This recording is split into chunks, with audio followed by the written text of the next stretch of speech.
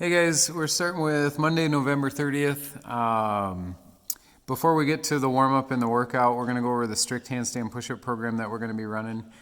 This is basically a copy of our Russian pull-up program that we've got in here that's 12 days long. And day 1 and 2 are going to be identical. The first day you literally will just do 3 reps, take a break, 2 reps, take a break, 1 rep, take a break, and 1 rep. The numbers will change throughout the program, and you'll also have rest days, but you're going to try to pick the same progression as what you start with. So if you're going to start upside down on the wall, you're going to stay that way the whole time. Doesn't matter if you've got a big stack of pillows or whatever under your head. We're going to keep that the whole time, even if it starts to feel easier. Once we cycle through, then you'll retest, and then you can change the difficulty level. So what we're going to look at is the RX version first. If you're capable of flipping upside down and you can do a strict handstand push-up, that's what we're looking for. Now you want to pick a level of difficulty that you can get 3 reps of this strict push-up. So I kick upside down, lower down and touch my head and push all the way to full extension for 3 reps. And we want that 3rd rep to be a little bit difficult. It's okay that if you feel like that would be tough. So if you can do that easily, then you're going to start finding things to put underneath your hands. If you've got anything you can put down there that won't slide away from you, make sure it's safe, make sure it's something that's going to grip the floor good and your hands will grip good as well. If you cannot be upside down, there's obviously different progressions. Brandy is going to show that. We can start with a pike position. Now remember, with a pike position, we're going to drop our heads so that when we move in a diagonal line. So you'll see right there as she comes forward, her top of her head and her forehead kind of reaches for the floor. But when she presses back, she ends up with her ears in between her biceps and her butt goes backwards.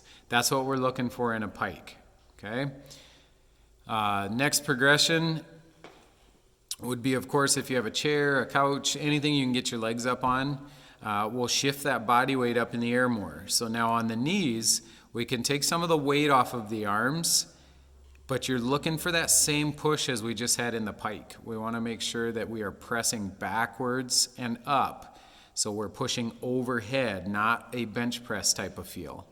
If that is too easy, we can always go up onto the toes in that position.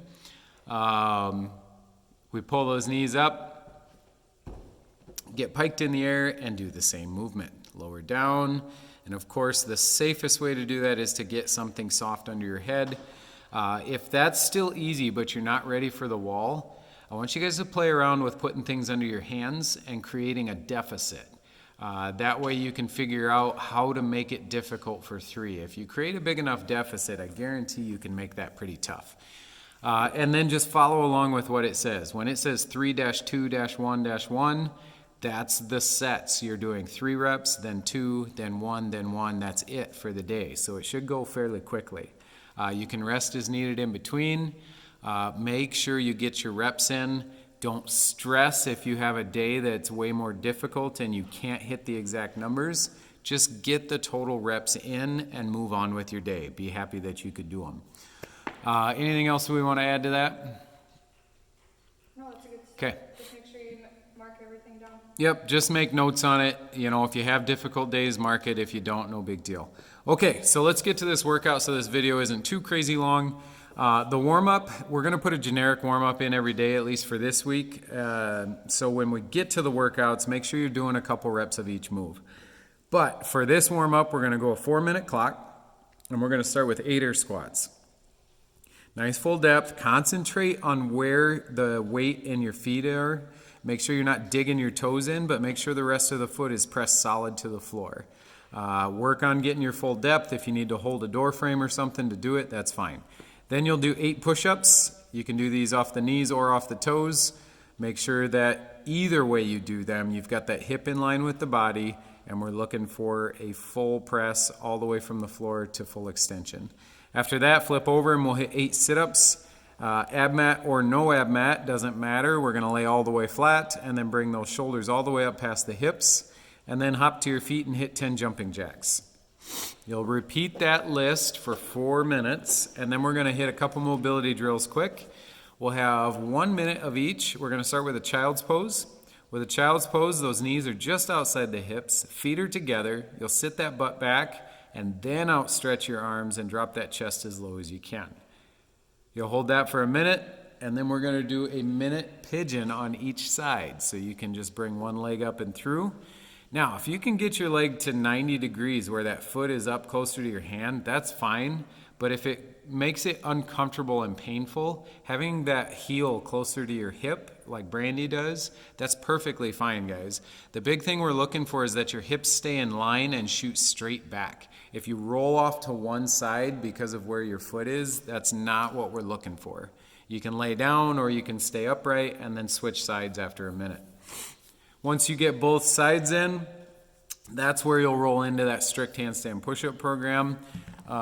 When you're going to do that, if you'd like to throw down a couple extra warm-up pieces, you could do a 20-second handstand hold into 8 dive bombers and just run through that a couple times. That'll get you moving really well with those pressing muscles as well, and then go into that strict program. After that, we also have some accessory for today, and it's booty moves or strength moves for hips, quads, hamstrings, glutes. This is basically one of those pieces that is definitely going to help you keep your strength throughout this whole shutdown. We are looking for this to be 4 rounds, and this does not have to be for time. You don't need to race through this. In fact, I wouldn't. I would concentrate more on where you feel this and make sure you're activating the right muscles. First move, 50 singles. If you don't have access to a jump rope, you can always borrow one from us, but we would take line jumps as well, line hops. So you can just hop back and forth over a line, whatever works. After 50 of those, you're going to hit 15 hip thrusts.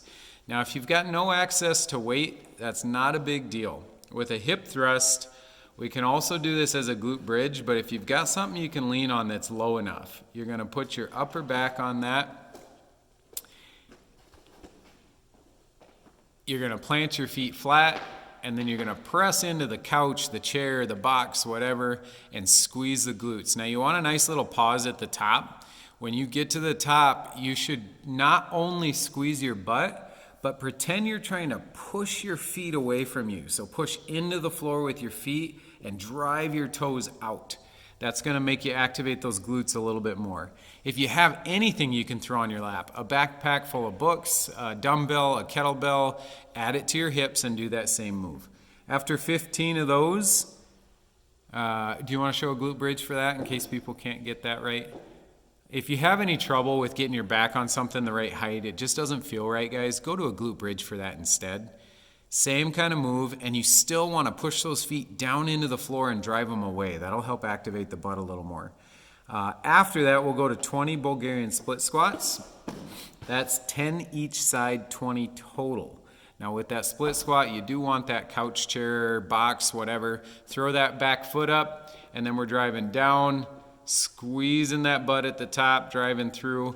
I want you to press hard through that front foot and make sure that we're pulling with the hamstrings and the glutes.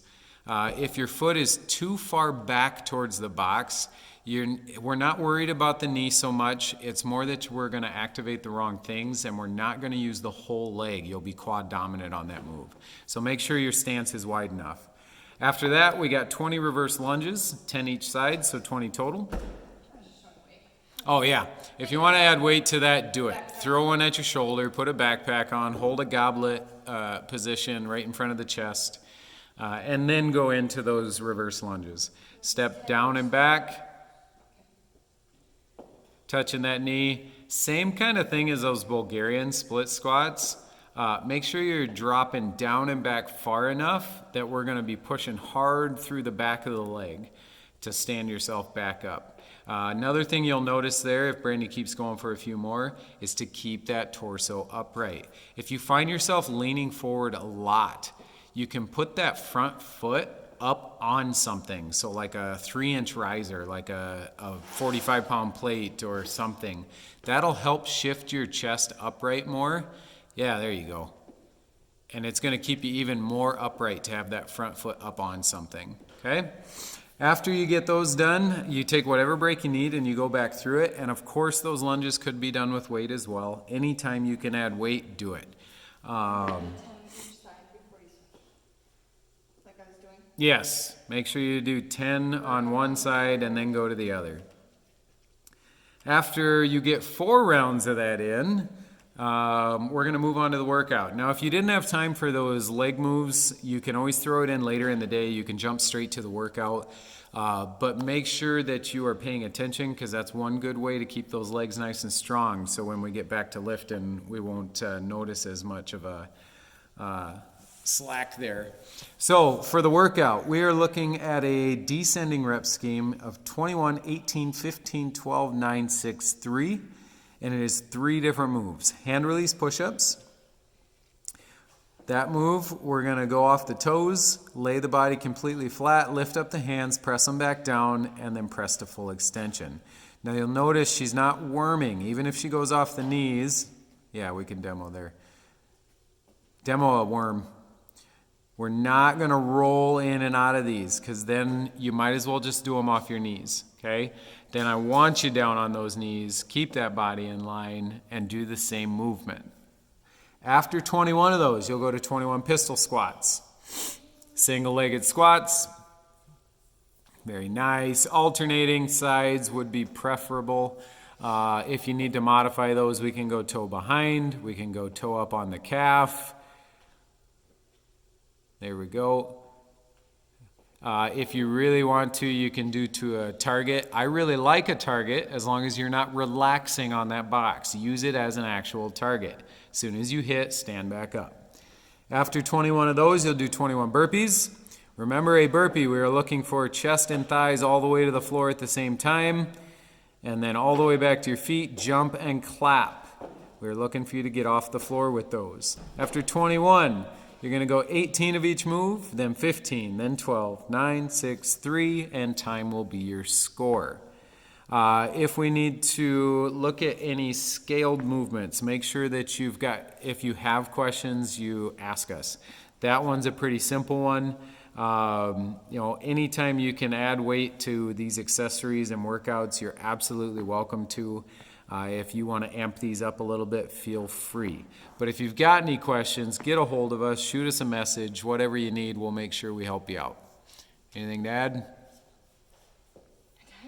Okay. Core is on different days. We're going to alternate between booty moves and core. Okay. Keep a strong trunk. Yep. Very cool. So make sure on those accessory things you guys are watching which day is which. We're going to have a cycle of these butt moves and the core. So you'll want to make sure that you get them on the right days and weight the things on the right days. That way you're not doubling up things on one day. So hit us up with any questions. Hopefully that's simple enough for you guys. And the rest of these should be fairly short because we won't have to talk about the handstand push-ups and stuff again. So thank you. Have a good one.